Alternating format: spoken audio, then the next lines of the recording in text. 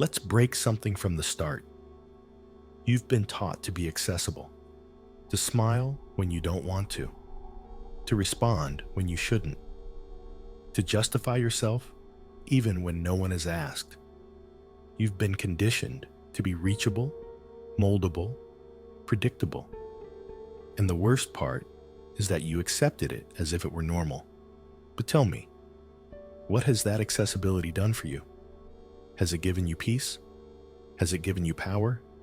No.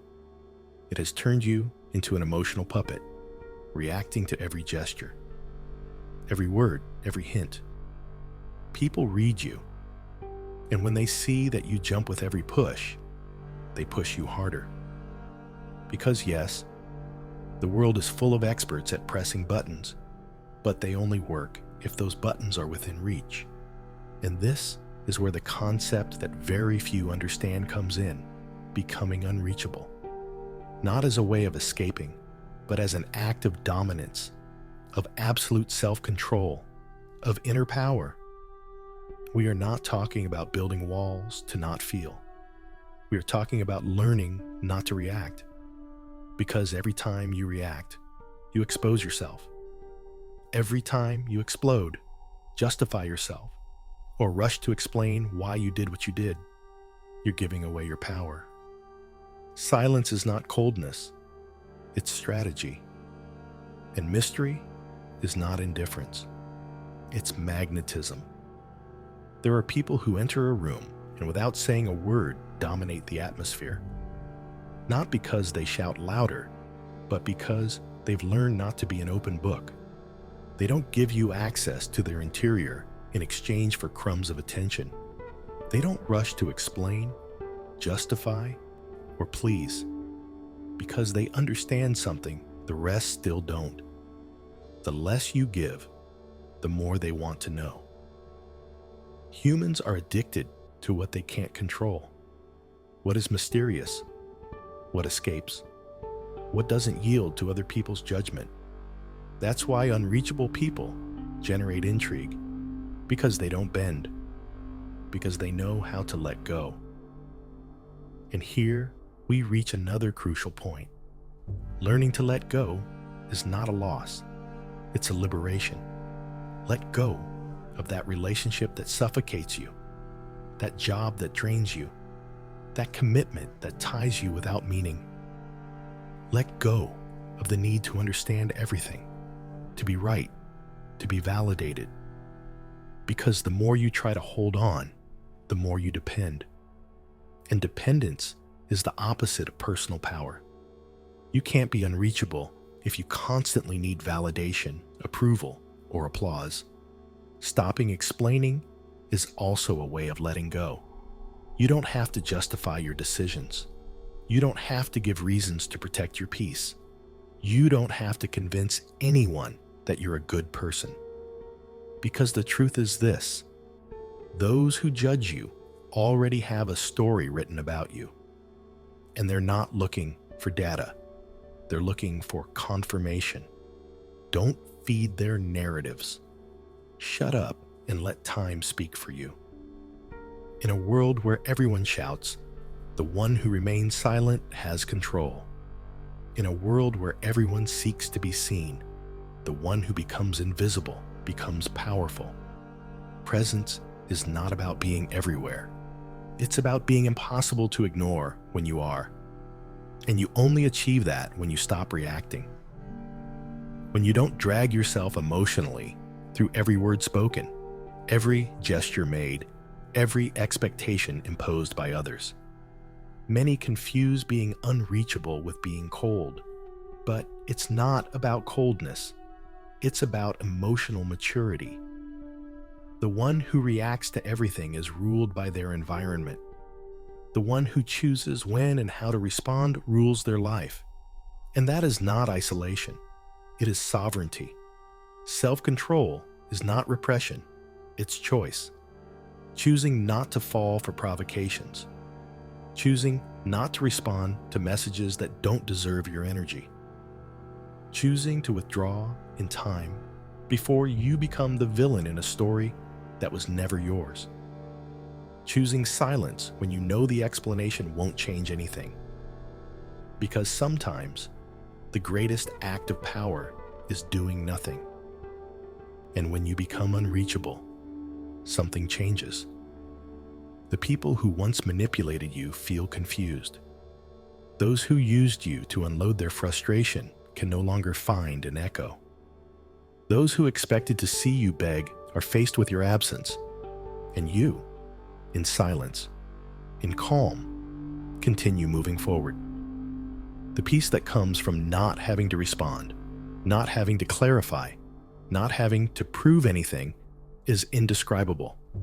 But to get there, you must go through a brutal process, detachment. You have to stop needing to be understood, to be loved, to be accepted. Because as long as you keep begging for affection, you'll be reachable. And being reachable is being vulnerable to other people's games. The key is in the boundaries. Boundaries that are not shouted, that are not negotiated, that are not published. Boundaries that are felt, that are lived, that are respected, because you respect them first. And when you live with clear boundaries, people perceive it. And yes, you may lose a few along the way, but they weren't losses. They were liberations. Learning to let go is also learning not to carry what is not yours. You can't rescue everyone. You can't be the emotional support of those who don't want to change. You can't be the eternal shoulder to cry on for those who use you as an emotional garbage can. Be brutally selective with your energy because it's not infinite. And every time you waste it on those who don't value you, you make yourself smaller to fit in spaces where you shouldn't be. Mystery, silence, calm. These are not flaws. They are virtues of those who no longer need to shout to be heard, those who no longer live to impress, but to be at peace. And that peace is so attractive, so magnetic, that those who see it want to have it. But they don't know that it can't be bought, faked, or stolen. It's built through painful decisions, letting go of what no longer fits, choosing yourself above the rest. The next time someone tries to provoke you, remember this. Not responding is a declaration of power. Not entering the game is winning. Not giving explanations is protecting your energy. Silence is your sword, and self-control is your shield. And when you become unreachable, not because you're running away, but because you choose to, the world begins to look at you differently. Because the one who doesn't sell themselves is worth more. The one who doesn't seek to please earns respect.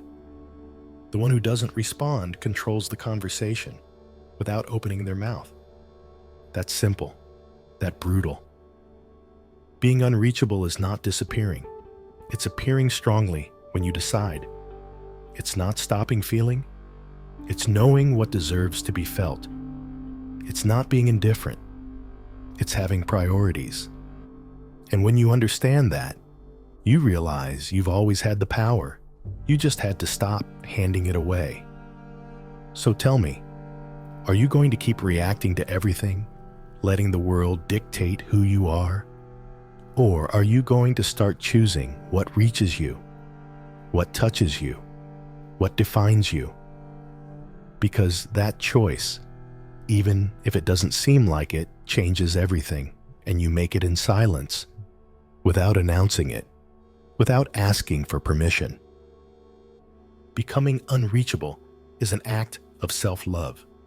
It's telling the world, you won't have access to me just because you want to, but because I allow it. And that permission, my friend, is sacred. Guard it. Protect it.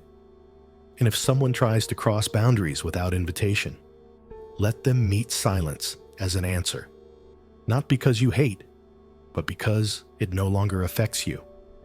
And that is the real victory. Unreachable, not from arrogance, not from coldness, but because finally, You are the master of yourself. And that is priceless. And if you've made it this far, it's because something inside you has already started to awaken. A silent discomfort, a sense that something needs to change. And although uncomfortable, that's positive, because it means you're no longer content with being the one who reacts to everything, the one who seeks to please, the one who constantly needs to be understood. Now it's time to talk about something more subtle, but deeply connected to the main idea, the energy you project when you take control of yourself. People perceive more of you than you imagine, even when you say nothing. It's not just about what you communicate verbally, but how you occupy your space, how you manage your time, the confidence you transmit. And this has a clear psychological basis. Humans detect, even unconsciously, when someone needs constant attention or validation. That need is noticeable. And when it's present, it makes you vulnerable. Being unreachable also means learning to care for how you relate to others emotionally. It's about not being always available, not out of selfishness, but out of respect for yourself. Not everyone needs to know your thoughts, your plans, or your deepest emotions. Being selective is not about closing off. It's about protecting yourself. When you share too much with too many people, you lose value. When everyone has access to you, you stop being special. Learning to establish a healthy emotional distance is an act of maturity. It means saying no calmly, taking the time you need without feeling guilty, and knowing how to be alone without anxiety. Because the difference between being alone and feeling lonely is huge. The first is a choice. The second is emotional dependence. Being clear about who you share your time and energy with is key. Not everyone deserves the same level of access to your life. Not everyone is equipped to take care of your vulnerability. That's why it's important to protect your inner space, not as a barrier, but as a form of self-care. Your silence can have more impact than any explanation.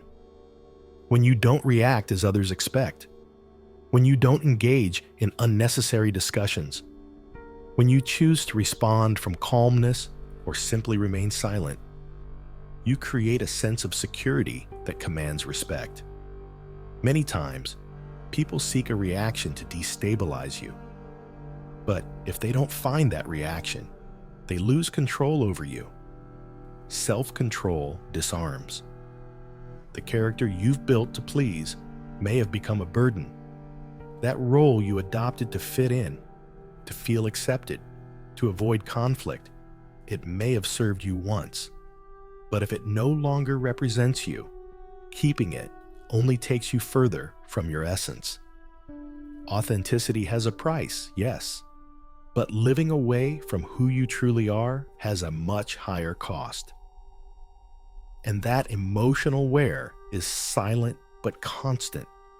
Leaving behind that character and showing up as you truly are isn't easy. Some people will distance themselves, but they weren't real connections. They were bonds based on an artificial version of you. What remains after, what stays, is far more valuable. People who accept you without filters, relationships that are born from the genuine, a peace that doesn't depend on external approval. Internal coherence is felt. It's noticeable in how you act, how you speak, how you exist. And that's what makes you strong. That's what gives you solid presence without needing to impose yourself. The energy you save by not reacting impulsively can be invested in yourself, in improving, in growing, in building something that speaks for you without needing explanations. Because every time you choose to withdraw in time, Every time you decide not to get involved in what doesn't bring you value, you're strengthening your identity. And that shows. It's perceived. It's respected. So now that you understand it, that you feel it, ask yourself this: what are you willing to leave behind to become a firm, centered person who no longer needs to react to everything to feel alive? Because being unreachable isn't closing your heart, it's opening your eyes. It's not stepping away from the world, it's getting closer to yourself. And that inner connection, that emotional clarity, is worth more than any external validation. Now that you've made it clear that becoming unreachable is a form of self-respect, we need to address something equally crucial but rarely discussed: the difference between controlling yourself and repressing yourself. It's not about staying quiet out of fear. It's not about avoiding conflict out of cowardice. It's about consciously choosing when to act, when to speak, and above all, when not to. Repression comes from fear. Self-control comes from clarity. Repressing yourself poisons you from the inside. Controlling yourself strengthens you from within. That distinction changes everything. The one who stays silent out of fear accumulates resentment. The one who stays silent strategically accumulates power. And this is where a new dimension comes in. Little explored, but absolutely transformative. Active patience. Do you know what one of the most powerful qualities of those who seem unreachable is? They don't rush to respond, to correct, to take revenge, to clarify. Because they understand that time, when used intelligently, is an ally. Active patience is not passivity. It's calculation. It's knowing that you don't need to rush because nothing that comes from impulse usually lasts over time. The impulsive person acts today and regrets tomorrow. The patient one observes today and acts only when necessary. That difference separates those who live reacting from those who live directing. But patience isn't easy. It requires trust in yourself, in your process, in the fact that you don't need to prove anything to keep being valuable. It requires holding the silence when your ego screams for you to speak. It requires being comfortable with uncertainty when your whole body wants quick answers. And that silent inner battle is what defines your emotional strength. Now, let's move to another concept that fits perfectly here: managing your personal value. Yes, you decide how much you're worth.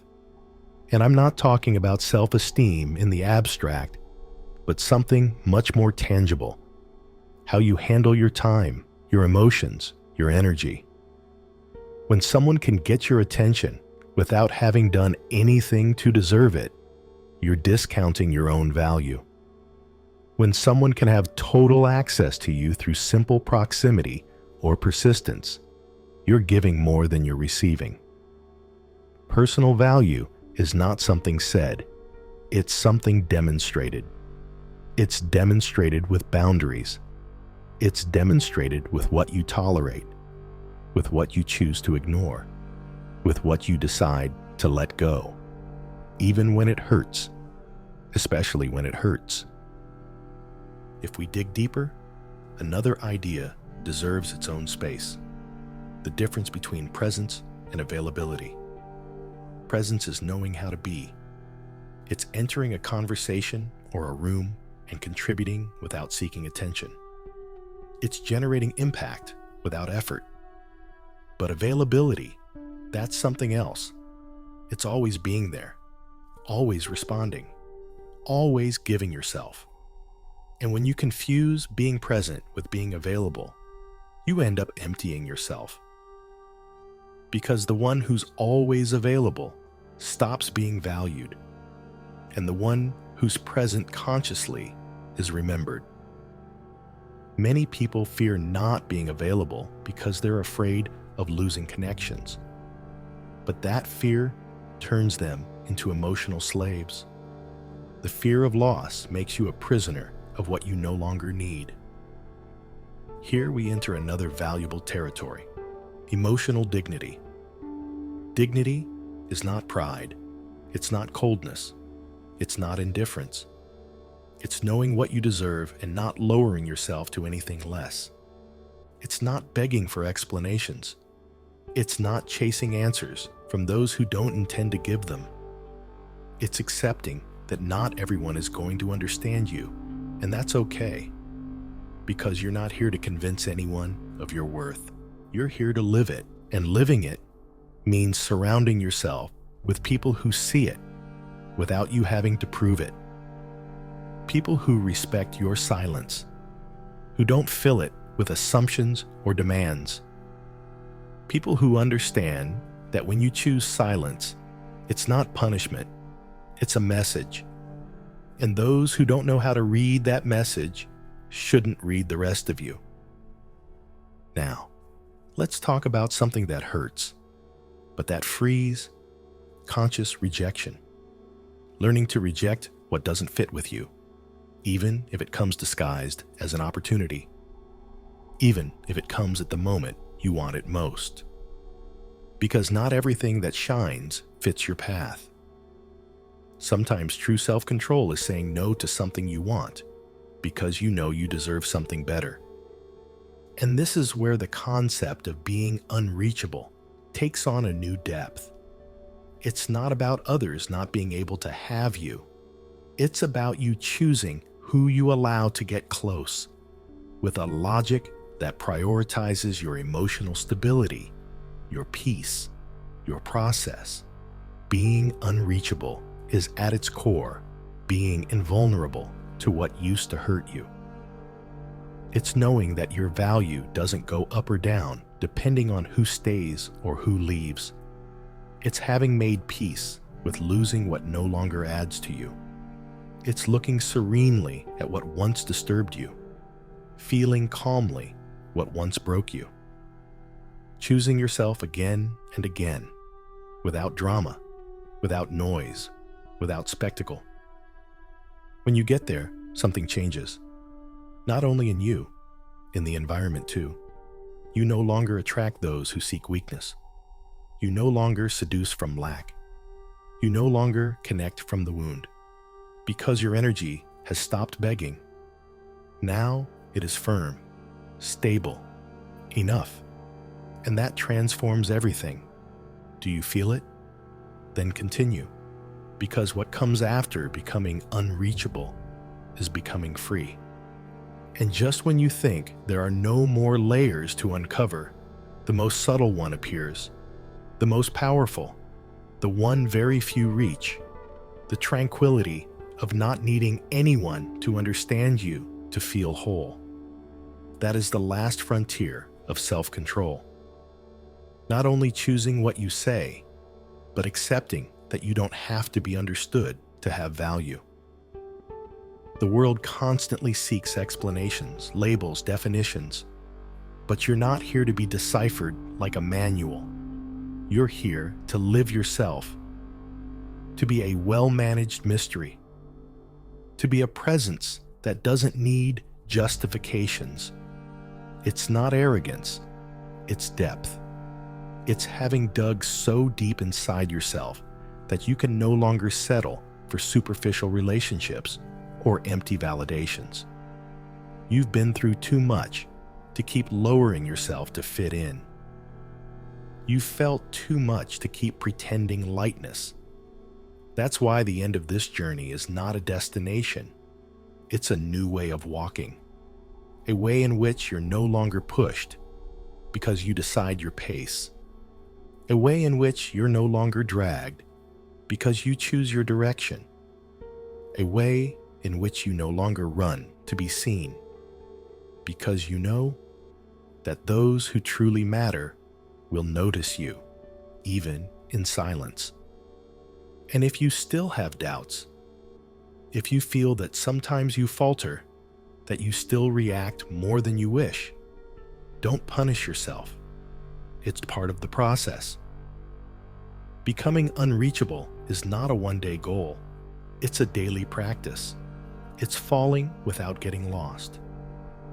It's recognizing that sometimes it's hard, but even so, you choose to move forward. Now, before you leave, I want to propose something. Write this phrase in the comments. My silence is not absence, it's dominion. I want to read it. I want to know how many are willing to live from that place of power, from that calmness that's non-negotiable.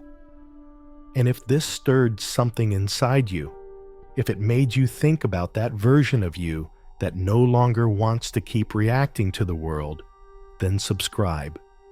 Because here, we talk about what's not said, what's felt deeply, what they don't explain, but changes everything.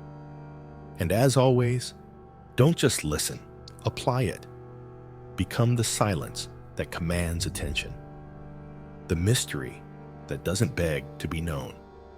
The stillness that unsettles the world. This is Psyche Nomad, where we turn stillness into strength and shadow into presence. Stay awake.